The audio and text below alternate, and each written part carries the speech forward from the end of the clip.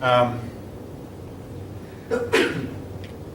that they believed that they were two opposite forces that made up the cosmos. Now, folks, before you think this is fetched, if you dabble in any way in electricity, and I do, electricity consists of two opposite forces, a positive and a negative. I one time tried to get my car started and it would not even crank. Nothing would come on, and realized I did not have one of the battery terminals connected. You have to have both battery terminals connected in order to start your car. Hopefully all of you know what I'm talking about. One time I tried to get a radio to work. It wouldn't. And I started checking voltages and found that everything about it, including the chassis, had 9 volts. 9 volts was the power supply voltage. Well, I did not have a negative connected. I had the positive side connected, but the negative wasn't. When I connect the negative, everything hung. You have to have both. Magnetism consists of two sides, opposite forces, north and south. The like sides repel each other. Hopefully, a lot of you have played with a magnet where that you put a north to a north. They don't like each other. They repel. North repels north. South repels south. North attracts south. South attracts north. Electricity, the positive attracts negative. The positive repels positive. Opposite forces. And again, well, just to remind you, when computers first started out, there were two types, digital and analog. And the experts thought eventually the analog computer will take over because analog is the way the universe is put together. Guess what? The analog computer fell to disuse and started collecting dust. The digital computer went on to become the computer we use. The digital computer consists of 1 and 0. Everything is either 1 or it's 0. If it's not 0, it's 1. If it's not 1, it's 0. Hopefully most of you know what I'm talking about. 1s and 0s. At all air or at all errant. And there's no in-betweens.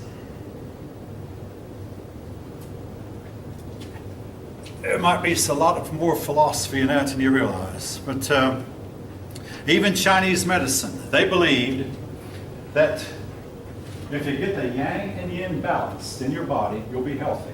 Now, a lot of doctors, Western doctors will say that a lot of times when we get sick is because one chemical is out of whack with the others.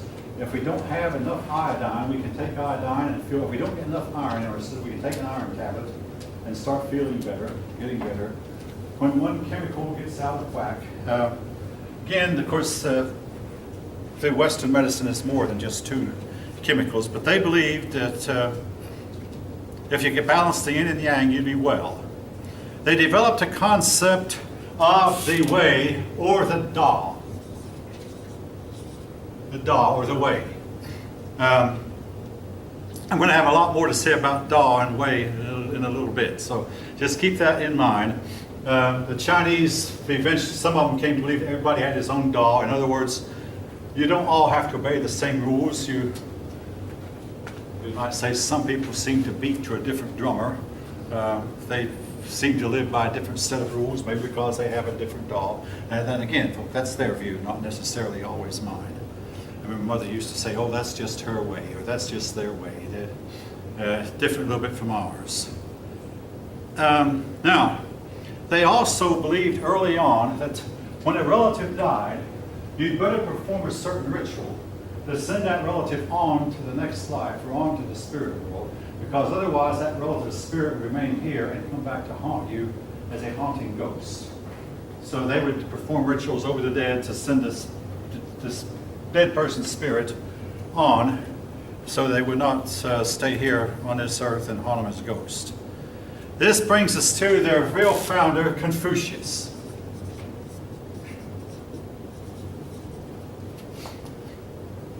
Confucius emphasized the practical. Now, he believed that everybody had his own Da. That's why, in other words, there was there weren't very many sets of universal laws that would apply to everybody.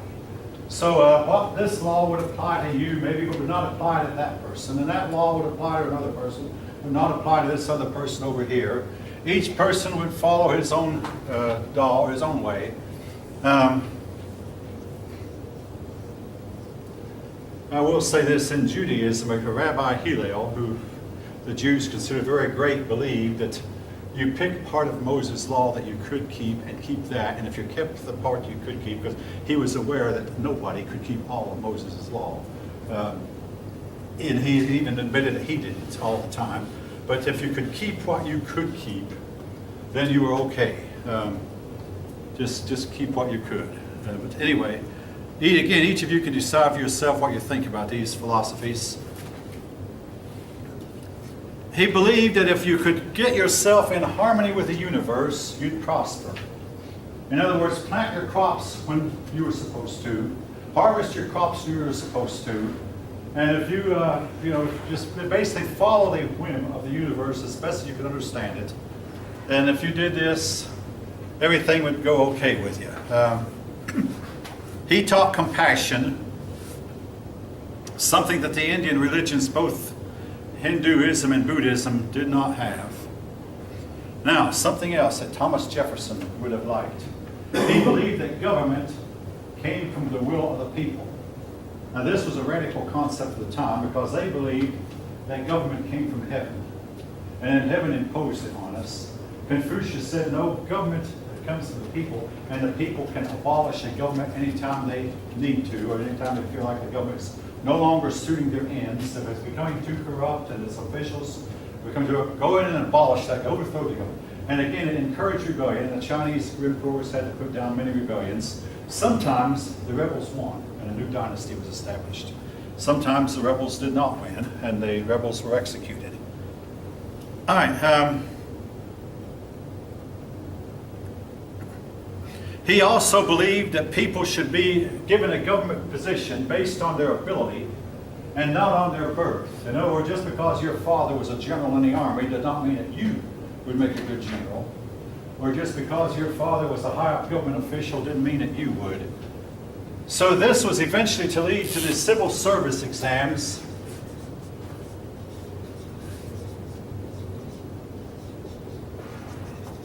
where the government officials were appointed based on their test scores. Eventually, it took Europeans till the 1700s to copy that. And I had a student, well, how do you know that a high test score guarantees you'll make a good government official? Quite frankly, you don't.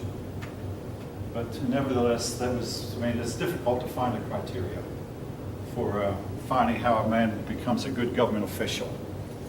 All right. Every philosopher after Confucius, and there were many, every Chinese thought has followed Confucius.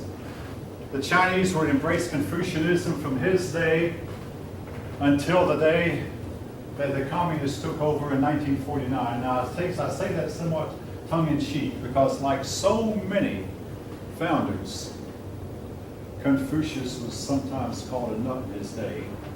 He was not accepted in his day, and he was not really accepted until after he was gone.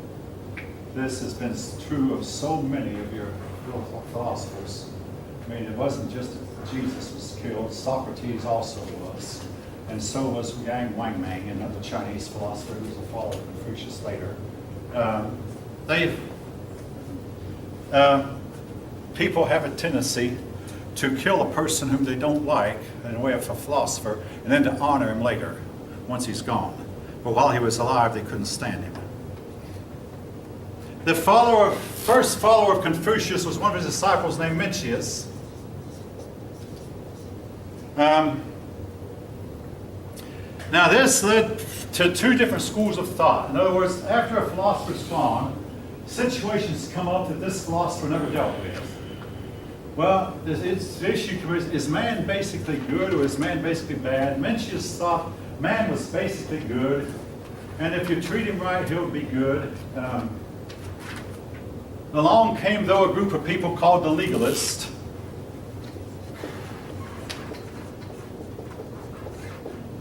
They taught that man was basically evil, and the government had to hold a strict hand on man to keep him from becoming really, really bad. You'll find legalists in every religion, whether it be Hinduism and Buddhism, Confucianism, and Christianity. Legalists are always critical, highly critical of everything. Everything is either too long, too short, or you gossip too much, you keep too much to yourself, you can criticize a person for anything they do. And even if they don't do, you can criticize that.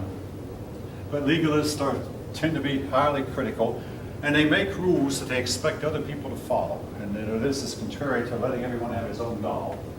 But if you grow up under legalism, and I'll be frank on a personal note, I did. It becomes wrong to have a TV set in your home. Sometimes it becomes wrong to take aspirin. But the problem was each of them were living by different rules, and each of them trying to impose their different rules on the rest of us. And you were always under condemnation or under judgment. So much for that. I'm running out of time. But now, in the case of Confucius, we don't even know if he believed that there's a God. And I did not mention Buddha. We don't even know if Buddha believed there's a God. Nobody alive ever asked, hey, do you believe in God? Same for Buddha and Confucius. Now, a lot of persons believe that Confucius did, and a lot of the followers who followed Confucius, a lot of philosophers, openly told us that they did not believe that there is a God. But therefore, Confucianism lacked spirituality. And your book points out cases where that supposing a 2-year-old child became very sick and died. I mean, this happens even anywhere. 2-year-old child. We had a case today where a baby was mauled by a German Shepherd dog. And it was a horrible case. Because someone left a German Shepherd dog and a baby alone in the same room. I had 3 babies and no, I would never have done that. Not even a cat. I mean, you don't leave a baby alone with a cat. Or a dog either. But there was no comfort offered to a grieving parent over the loss of a child. No comfort offered because it wasn't like, at least in Hinduism, you were told, well, you'll meet this person again in the next life, or we'll all come back again, or we'll all eventually reach the state of Brahman or Nirvana. Under Confucius, there was nothing much said. There was really nothing said about a happy afterlife. Therefore, there was no promise that you would meet with your lost loved one once they were gone. Well, to meet this need for spirituality, there came another man named Daoism, Dao, or another way of saying way. Daoism promised, spirituality. Now, I want to say this on a personal note. For a while, I was getting letters from Daoists asking me to join. I declined to join. But they would claim that there was this monastery where everybody there was 130 years old and looked like they were 18 or 19. I asked a Chinese man about this, and he said, well, the problem is you never can prove when these people actually were born. But they were told that you could achieve perhaps eternal youth or a very, very long life by proper diet, proper meditation, and proper sexual technique.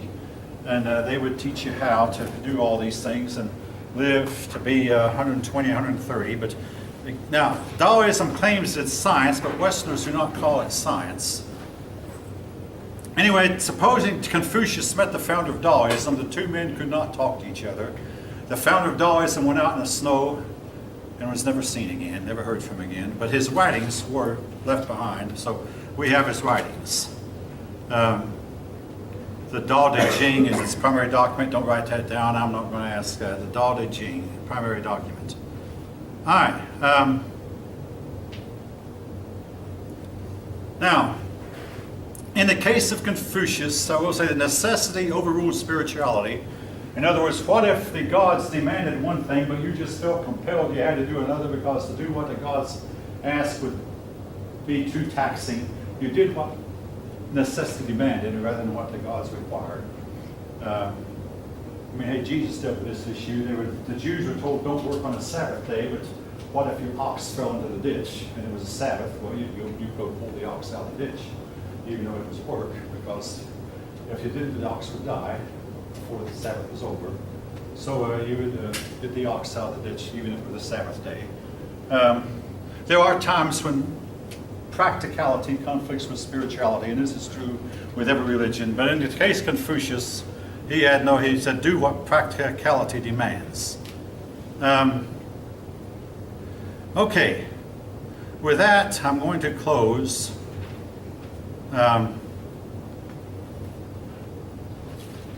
Oh yes, I will say this. Women in China were considered secondary. And as it was in the case of India, in time of famine, and they did experience it, female babies were often killed. This was to be throughout much of their history. And even in the 20th century, a lot of female babies were killed to the point where the Chinese men, when they grew up, could not find wives. This is something a lot of you might have heard from other sources. The Chinese government, it's only been about 3 or 4 years ago, they finally stopped the practice of requiring that Chinese couples only have 1 or 2 babies per couple. They now do not have that limit anymore because they saw that couples would destroy female babies because they wanted at least the males to carry on the family name. And obviously, without females, they're not going to carry on the family name anyway. All right. With that, let's see. Okay, I want to say this about the test. You probably will not be taking the same test. Now, I had a situation rise back in the spring of 2016 where it became obvious to me that 3 boys were copying each other. So one day I made up 3 separate banks of questions, and one of those boys made 20%. I didn't call him a name. I mean, I gave him a grade of 20, but I got to, I said, now, if you made above 50, I don't think you're a cheat. But if you made below 50, I think you're a cheat. And you know that. I'm not going to say anything more about it. I mean, you know who you are, but you won't be able to do it again. So you won't know. So if I see any of you looking on your neighbor's paper, I won't get peeved. I won't say, you know, these, do I go find this? He's not even answering, or she's not even answering the same questions you are. So I'll tell you that much up front. Again, I believe though the questions are fair because of equal difficulty, so it should not affect the outcome of the test that much. All right. Having said that, does anyone, before you, I'll say this. If any of you think you're going to need to leave before you're through with the test, get up and leave now. I'll let you back in. Because here's the rules. Once you get up, I've got to require you to turn your paper again. Are we clear on that? I mean, I hope we all understand. I mean, you've got to have some standards. You've got to have some rules. So if you get up, turn your paper in. You can write on pencil or ink. I prefer you write on pencil because it can be erased. If you write on ink, you can. Short answers. Okay. Anybody have any further? Again, I don't want to see cell phones. And yes, mine has embarrassed me today twice. I thought I turned the thing down, but obviously I had not. So I finally turned it off.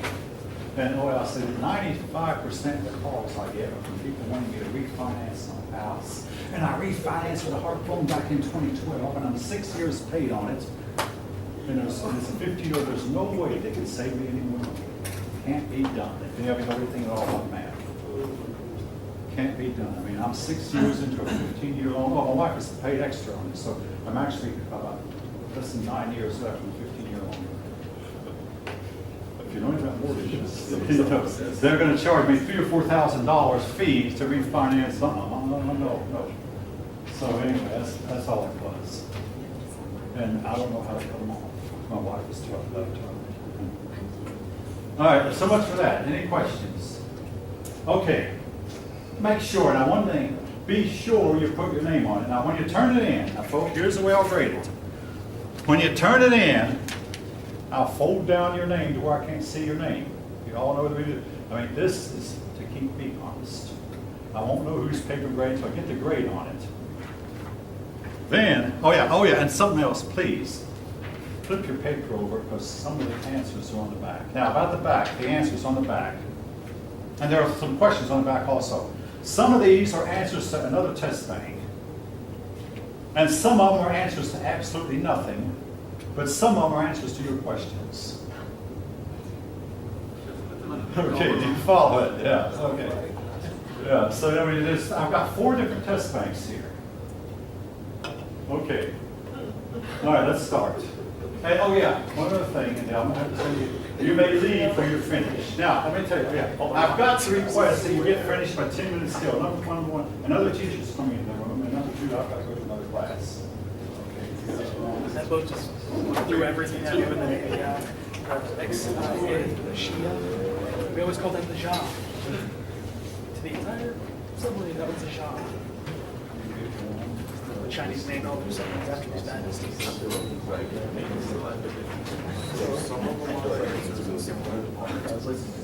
None of them are actually going to be the answers.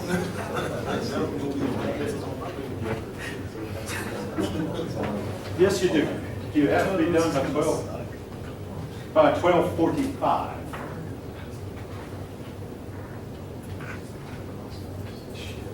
It's like 20